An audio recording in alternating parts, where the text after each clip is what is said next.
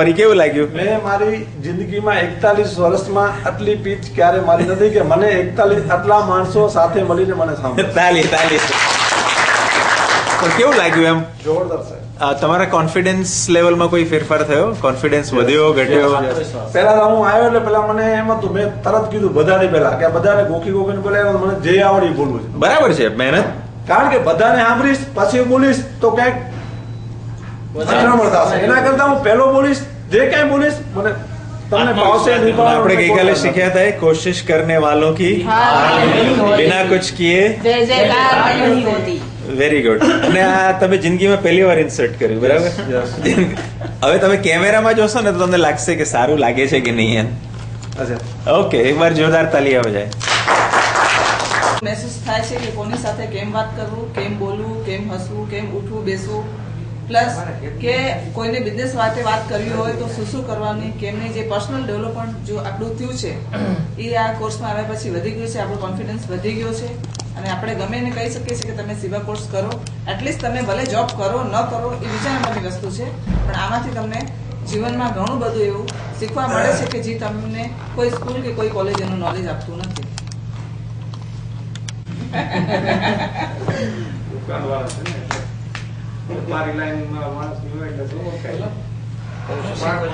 સૌથી મોટી વાત એ છે કે આમાં ગોલ એચીવ કરવા માટે જે પ્રમાણે તમે શીખવાડ્યું છે અને કસ્ટમર સાથે કઈ રીતે વાત કરવી અને સ્વીપા ક્રોસ વિશે જે રીતે સમજણ આપી છે એ ખરેખર અદભુત છે. અને આ વિશે થોડુંક મને મારા પર્સનલ લાઈફમાં ઘણું એવું કામ કરી એમની શક્યતા છે.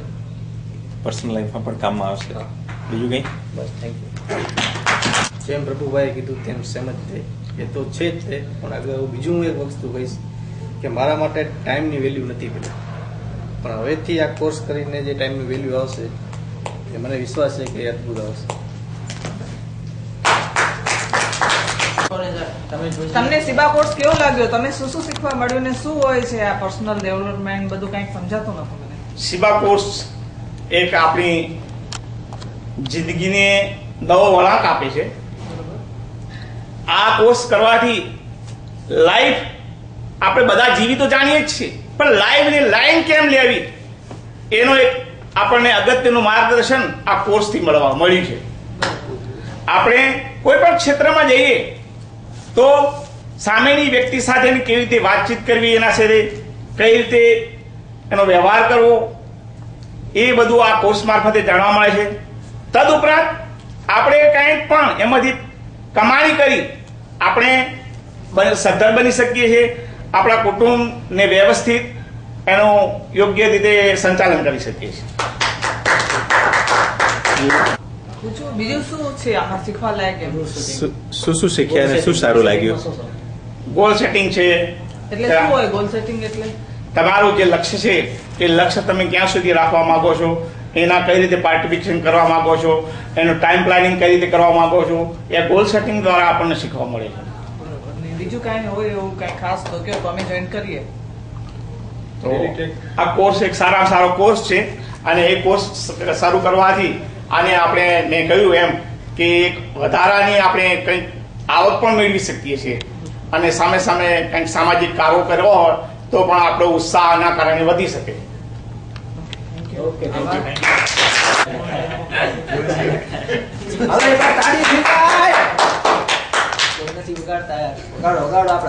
હવે જો મારે કોઈ બીજું તો આમાં એવું ચર્ચા નથી, પણ મારે જે કામ મેં કર્યું ને એ હું કઈ રીતે કરું છું એ જ કહેવા માંગુ છું. બીજું કોઈ આપણે આ નથી ભણેલ કે આપણે કાંઈ આમાં જાણતા, પણ આપણે ગ્રાહકી કઈ રીતે આપણે કરવી, કઈ રીતે કામ કરવું અને આપણા પાસે માણસો આકર્ષણ થાય એના વિશે જ આપણે ચર્ચા કરવાની છે. તો જ્યારે હું આ કામ શરૂ કીધું ત્યારે એટલો હોશ હોવો જોઈએ માણસને, એક ઉમંગ થવો જોઈએ, તો જ આ કામ થઈ શકે. બરાબર છે કે ઉમંગ કેવો હોવો જોઈએ કે જયારે આપણે અહીંયા દીપકભાઈ આવે ને આ સમ્રાટ બીજનું લઈને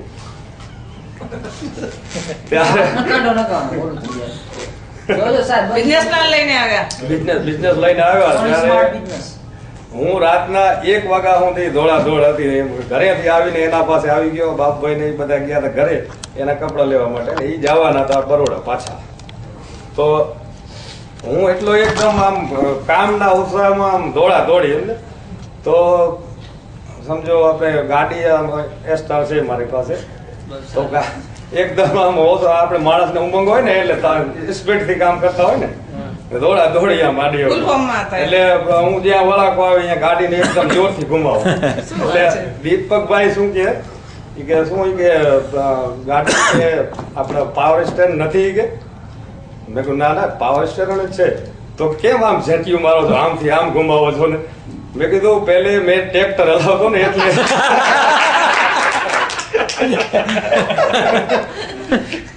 એટલે એવી આદત પડી ગઈ છે ટ્રેક્ટર હલાવવાની એટલે આમ ગાડીઓ મેં ઝેટિયું મારું છું એટલે આપણે આ કામ કરશું ને તો એવો ઉત્સાહ હોવો જોઈએ કે દોડા દોડ તો થવી જોઈએ તો જ માણસો આપણાથી થશે નકર માણસ આપણા કને કોઈ જલ્દી એમ નહીં થાય આપણે હોશ હોવી જોઈએ એમ જ ન કહી દેવાનું કે આપણાથી આ કામ નહીં થાય એમ કરીને તો કામ નહીં થાય કામ કરવું છે તો હોશ રાખવી પડશે જરૂર સમજ્યા નહીં તો કામ નથી થવાનું એ પછી ફેંકી ન દેવાનું કોઈ પણ કામ હોય એમાં આસ્થા કરવો પડે છે આપણે કે માનો આપણે આજે કોઈ બી કામ કરવા જાય અને પછી હટી પડીએ કે હવે આ કામ તો કેમ નહીં થાય તો એ કામ થવાનું નથી તો હંમેશા ઊંચું જ મન રાખવાનું કે આ કામ કરીને જ રહેવાનું તો જ એ કામ થશે બસ એટલું કહેવાનું જય શ્રી કૃષ્ણ